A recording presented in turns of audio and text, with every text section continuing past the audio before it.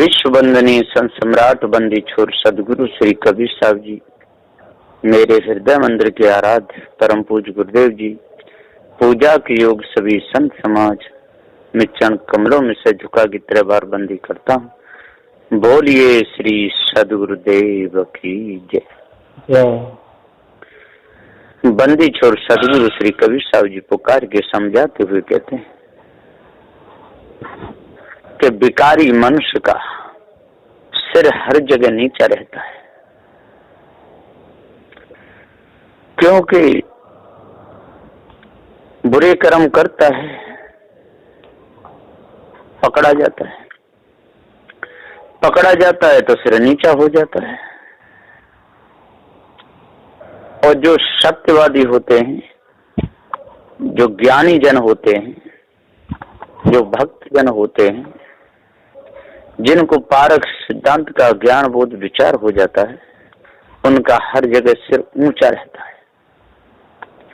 उनका सिर झुकता है तो विवेकी संतों के ही चरणों में झुकता है, अंत नहीं। और भिखारियों का तो जहां तक कहीं भी झुक जाता है। उन पे कर्म करते हैं, पकड़े जाते हैं, फिर माफी मांगते हैं, सिर चरणों में रखते हैं, हाथ जोड़ते हैं, फिर झूठे देवी देवताओं को मान करके पत्थर की मूर्तियों के सामने सिर झुकाते हैं और विनय करते हैं कि हे देवता, हमारे पाप कट जाने चाहिए। अब वो पत्थर की मूर्तियां क्या किसका पाप काटेंगी? इन्हें पता ही नहीं है कि ये कारीगरी किसकी है। ये कारीगरी मनुष्य की है और मनुष्य इसमें भूल गया है और पाप करता है स्वयं और माफी मांगता है पत्थरों की मूर्तियों से। पाप करता है स्वयं और माफी मांगता है राम से, श्याम से, विष्णु से। अब बताइए, पाप करें हम और पाप काटेगा कोई दूसरा? ऐसा कभी नहीं होता है। जो करता है वही भोगता है और वही अपने कर्मों को, पापों को काट सकता है। ज्ञान बोध विचार के द्वारा, भक्ति के द्वारा पापों से बच सकता है, काट सकता है, निहाल हो सकता है स्वयं। इसमें दूसरे का कोई लेना देना है ही नहीं। कोई इस ब्रह्म परमात्मा हमारे उनको नहीं काटेगा पापों को। दूसरे का इसमें कोई लेना देना नहीं। हाँ, मनुष्य को खुश कर सकता है, मनुष्य को दुखी भी कर सकता है, लेकिन पाप जो हमने किए हैं वो हमको ही भोगने पड़ेंगे। हमको ही पापों से बचना पड़ेगा। फिर यदि भोगना नहीं चाहते हैं तो उनसे बचना पड़ेगा पाप करने से, और यदि भोगना चाहते हैं तो पाप करते रहते हैं, भोगते रहते हैं। लेकिन पाप करें हम, है ना, और काटे कोई दूसरा। हाँ, पापों से बचने का उपदेश तो देते हैं। पारखी संत पाप कर्मों से बचने का उपदेश देते हैं, है ना। लेकिन तो पाप करना बंद तो हमको ही करने पड़ेंगे, दूसरा थोड़ी करेगा। कोई भूखा है और किसी को दया आ गई तो भोजन तो दे देगा उसको, लेकिन पाना तो उसे ही पड़ेगा जिसको भूख लगी है। इसी प्रकार से संत गुरुजन उपदेश दे रहे हैं पाप काटने का, लेकिन चलना, विचार करना, सेवा भक्ति करना, ये तो स्वयं हमारा ही काम है। इसमें दूसरे का कोई काम नहीं। केवल उपदेश को रोज सुनते रहो, पूरा जीवन निकाल दो। एक पाप न काटेगा, लाज न मन दसोर। 10 मन और लद जाएगा, पाप कटेगा नहीं।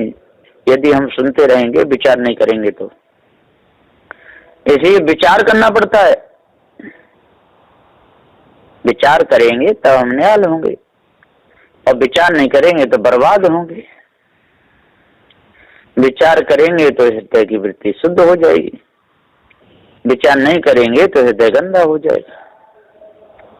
विचार करेंगे तो सोती वृत्ति जाग जाएगी, और विचार यदि नहीं करेंगे तो हमारा हृदय बहुत दुष्ट, बहुत गंदा पापों से भर जाएगा। विचार करेंगे तो ईश ब्रह्म परमात्मा की मानंदी छूट जाएगी, और यदि विचार नहीं करेंगे तो निर्गुण निराकार मान मान करके अंधे बने रहेंगे।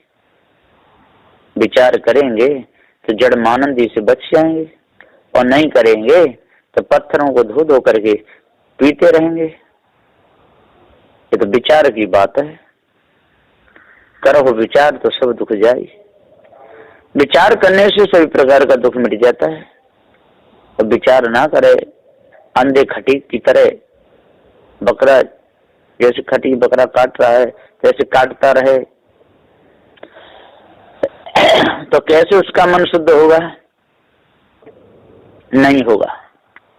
उसको बकरा काटने बंद करने पड़ेंगे, मांस बेचना बंद करना पड़ेगा, मांस खाना बंद करना पड़ेगा, काटने पीटने की शिक्षा देना बंद करनी पड़ेगी, तब आगामी कर्मों से बच सकेगा। और बंद ना करे तो 2 घंटा रोज सत्संग सुने आगे तो उससे कुछ भी नहीं होगा, सुनने से कुछ भी नहीं होता है। बिना विचार बिना विवेक भटकत फिरे पकड़ शब्द की इच्छा, और लोग शब्द की इच्छा पकड़ करके संसार में भटकते रहते हैं, लेकिन अपने आप को जान ही नहीं पाते। बहुत बड़ी खेद की बात है कि हम मनुष्य होकर के भी विचार नहीं कर पाते, मनुष्य होकर के भी कारीगरी में लग करके, और जो हमने कारीगरी की है उसी की पूजा करने लगते हैं। तो सारे संसार में जितने भी ज्ञानी हैं, जितने भी विद्वान हैं, जो बड़े बड़े कहलाने वाले,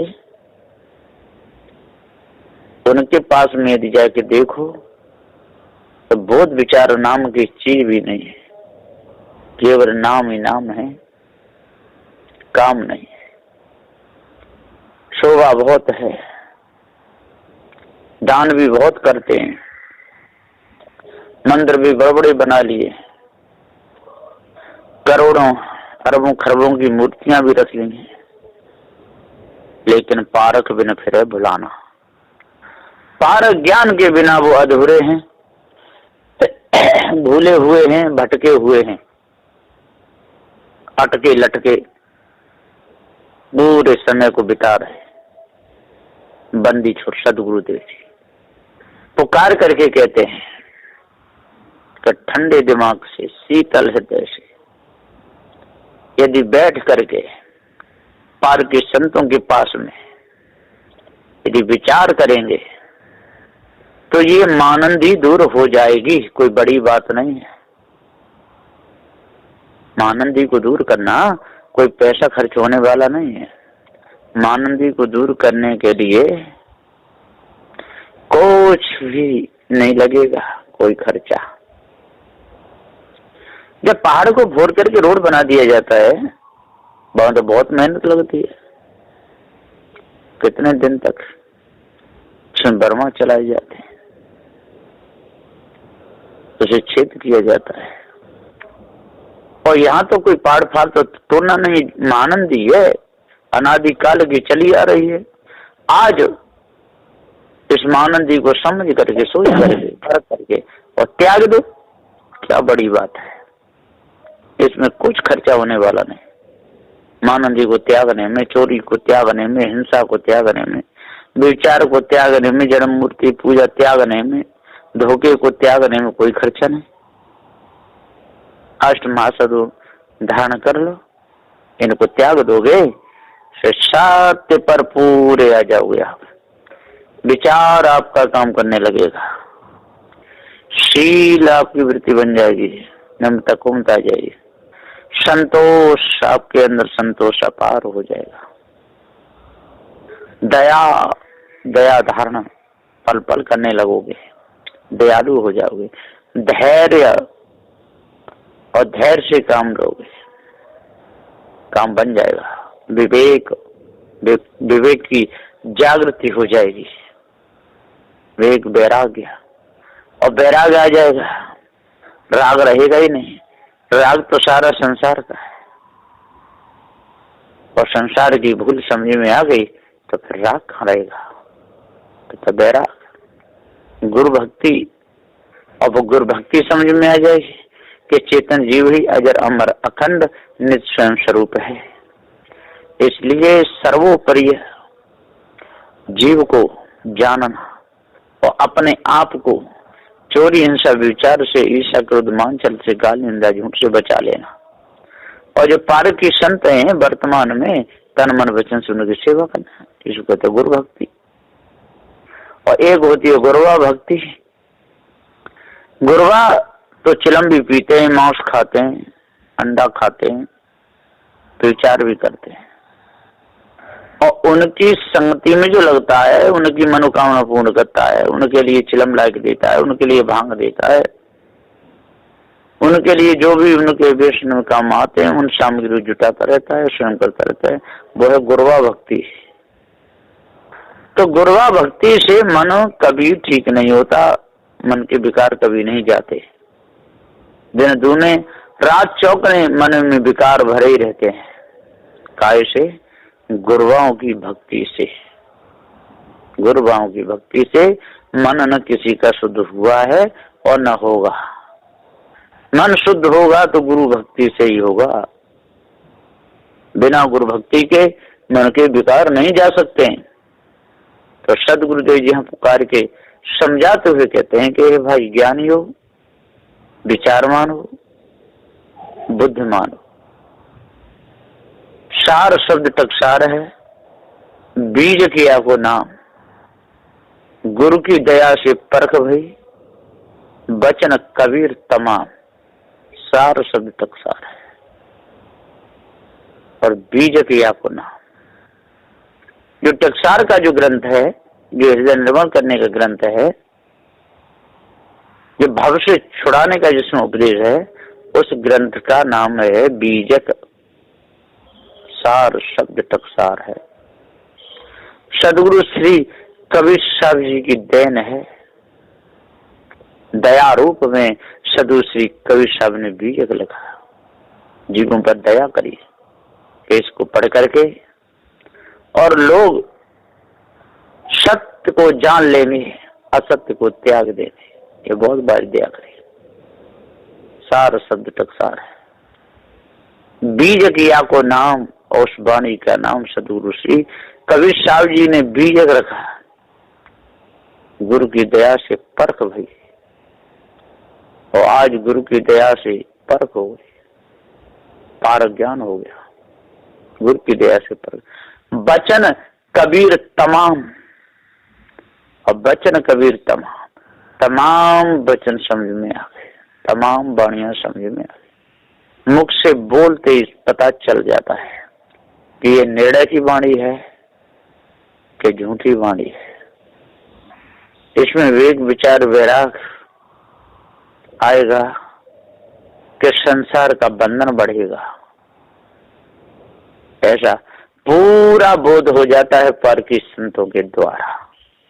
यदि कोई समझना चाहे, कोई निरखना परखना चाहे और भवजाल से छूटना चाहे, तो वो छूट जाता है पारखी संतों के द्वारा। लेकिन होने चाहिए पारखी काम के, नाम के नहीं। यदि नाम के पारखी हुए, संसार को खुश करने वाले पारखी हुए, तो वो तो गंगा पे गंगादास भी बन जाएंगे और यमुना पे यमुनादास भी बन जाएंगे। और जो असली होंगे, जो ठोस होंगे, वो न्याय और निर्णय की निर्भर वाणी कहेंगे और किसी का पक्ष नहीं लेंगे। न हिंदू का, न मुसलमान का, न सिख का, न ईसाई का, न पारसी का, न युद्ध का, न जैन का, न बौद्ध का, किसी का भी पक्ष लेंगे ही नहीं। असली पारखी किसी का पक्ष नहीं लेते। वो तो साथ में जड़ चेतन की बात कहते हैं, दो टूक, ये जड़ है और ये चेतन है, कोई माने या न माने, उन्हें कोई नहीं, न ब्राह्मण से मतलब, न क्षत्रिय से मतलब, न वैश्य से, न शूद्र से, साधु चारों वर्ण से न्यारा। साधु तो चारों वर्ण से न्यारा है, कोई लेना ही देना नहीं है।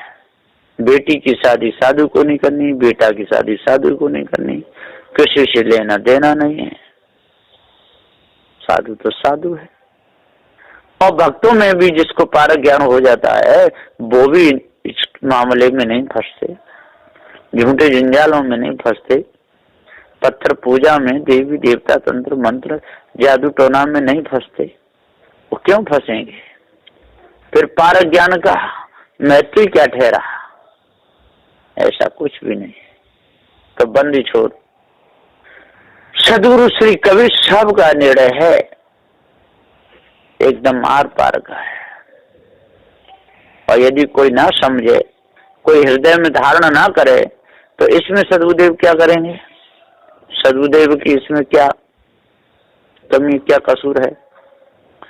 साहब तो डंके की चोट हाथ उठा करके कहते हैं कि भैया ब्राह्मण क्षत्रिय वैश्य शूद्र आप चारों एक है। नाक से चारों ही सूंघते हैं, चारों ही कानों से सुनते हैं, चारों ही नेत्रों से देखते हैं, चारों ही त्वचा से स्पर्श करते हैं, चारों ही पैरों से चलते हैं, चारों ही गुदा द्वारा मल त्याग देते, द्वारा पेशाब करते हैं। बात एक ही है, अलग अलग कुछ भी नहीं है। आप सब मनुष्य हो लेकिन अपने अपने कर्मों के द्वारा भटक रहे हो। कोई गंदे कर्म करता है तो वो गंदा हो जाता है, अच्छे कर्म करता है तो अच्छा हो जाता है। और आप लोगों के अंदर और भूल भी विशाल है। आपके अंदर ये भूल है कि जिसने ब्राह्मण क्षत्रिय वैश्य इन कुलों में जन्म ले लिया या अच्छे कुल में जन्म ले लिया तो वो ऊंचा हो गया, और जिसको नीचा माना गया उसमें तो वो नीचा हो। ऐसा नहीं। जिसके अंदर पवित्रता है, जिसके अंदर शुद्धता है, जिसके अंदर बहुत विचार है, जिसके रहनी ठीक है, कुमत बुराई जिसके अंदर नहीं है, वो ही ऊंचा है। और जिसके अंदर छल है, जिसके अंदर कपट है, जिसके अंदर राग है, जिसके अंदर द्वेष है, जो दूसरे को नहीं चाहता है, लड़ता है, झगड़ता है, परेशान करता है, वो ही नीच है। दुख दे सो नीच और सुख दे वो ऊंच।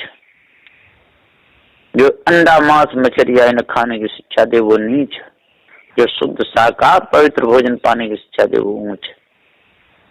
तो सदगुरुदेव जी पुकार के समझाते हुए कहते हैं कि जो चोरी हिंसा विचार में फंसे वो नीच, और जो इनको त्याग दे वो ऊंच। और पूरे जीवन के लिए से अंतर त्यागे तो वो साधु, वही संत, वही सिद्ध, वही पवित्र। उसके अंतःकरण में कभी कालमा संसार की नहीं जमेगी। बंदी छोड़, सदगुरु श्री कबीर साहब जी का उपदेश तो सहारा है। उपदेश में कोई कमी नहीं है। उपदेश तो ब्राह्मण क्षत्रिय वैश्य शूद्र चार वर्ण चारों के लिए बराबर है, और कोई इसमें कसूर भी नहीं निकाल सकता। लेकिन भ्रम में अंधे लोग सत्य पर चलते नहीं है। धोखे में अंधे लोग धोखा देना छोड़ते नहीं है। विचार करने वाले लोग विचार छोड़ते नहीं। समय आने पर वो अपनी कला दिखा ही देते हैं। तो सदगुरुदेव पुकार के समझाते हुए कहते कि भैया ऐसा कभी करना नहीं। यदि ऐसा करोगे तो आपके हृदय में कालमा बनी ही रहेगी, कभी निकलेगी नहीं। और यदि नम्रता, धीरता, वीरता, गंभीरता, सज्जनता यदि धारण करोगे तो एक पल में ही आपके अंदर सभी प्रकार के सद्गुण विराजेंगे, सद्गुण आ जाएंगे। आपके हृदय की कालमा दूर हो जाएगी। जीवन पवित्र हो जाएगा, जीवन निहाल हो जाएगा। इसलिए हे भाई ज्ञानियों, हे विद्वानों, 4 वेद 6 7 18 पुराणों के ज्ञाता हो, जब तक आप लोग इन झूठी मानंदियों में मौज लेते रहोगे, मजा लेते रहोगे, तब तक सजा भोगते ही रहोगे। मजा में ही तो सजा है। सदगुरुदेव पुकारेंगे, समझाते हुए कहते हैं कि एक आमों की चोरी करता था, रात में आम तोड़ के लाता था, बेचता था। एक दिन एक पेड़ पर चढ़ रहा, पैर फिसल गया, पैर टूट गया, लाखों रुपया बर्बाद हो गए। आमों का खूब मजा लिया, खूब अचार खाया, बेचा। बेचारे किसान लोग आम को लगाने वाले खूब परेशान किए, और जब पैर टूटा तो सजा कौन भोगेगा? करता कोई भोगता। तो ये तो पूर्व जन्म के कर्मों से टूटा है पैर, लेकिन वर्तमान में कह देते जिन्होंने ऐसे कर्म किए इसलिए टूट गया। अरे इन कर्मों का तो अभी फल भोग बाकी है, वो तो इन कर्मों का जब शरीर मिलेगा तब वो भोगने में आएगा। इसलिए बंदी छोड़ गुरुदेव जी बार बार समझा करके पुकार करके कहते हैं, सबको समझा रहे हैं कि भाई मनुष्य हो, भाई माता हो, बहन हो, सबको, बाल बच्चों को, कि आज सुंदर समय आया है और ऐसे सुंदर समय को धोखे में मत गमाओ। ऐसे सुंदर समय को लाचारी में, न भूल में मत गमाओ। यदि भूल में ये समय चला गया, भूल में यदि आप लोग फंस गए, तो फिर बचाने वाला सारे संसार में कोई नहीं है। इसलिए अपने आप को जानो और झूठी मानंदियों से, मार काट से बचो, हत्या मत करो, किसी का धन मत मारो, किसी को लूटो मत। अपने हृदय को पवित्र कर लो और शुद्ध शाकाहारी बनो और मानवता हृदय में धारण करो, तब आपका जीवन पवित्र और शुद्ध होगा। ऐसा विचार है बंदी छोड़ गुरुदेव का। बस इन्हीं वचनों के साथ में मैं अपनी वाणी को विराम देता हूँ। बोलिए श्री सद्गुरुदेव की जय।